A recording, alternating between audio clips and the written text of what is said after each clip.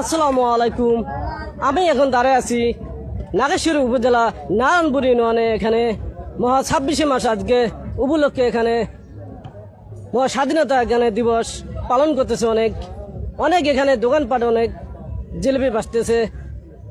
তার কাছে আমি প্রশ্ন করব, জিলেপি কত করে বিক্রি করে? সাদাটা কত আর লালটা কত? দেখা যায়। আসসালামু আলাইকুম। ওয়ালাইকুম আসসালাম ভাইয়া।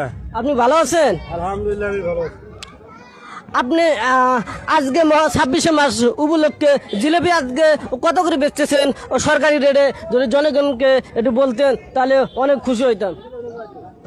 গুড়ে জিলেবি বেশি 200 টাকা কেজি, আর চিনি জিলেবি হলো 180 টাকা কেজি। অনেক সুন্দর। তিনি 200 টাকা করে বিক্রি করতেছে।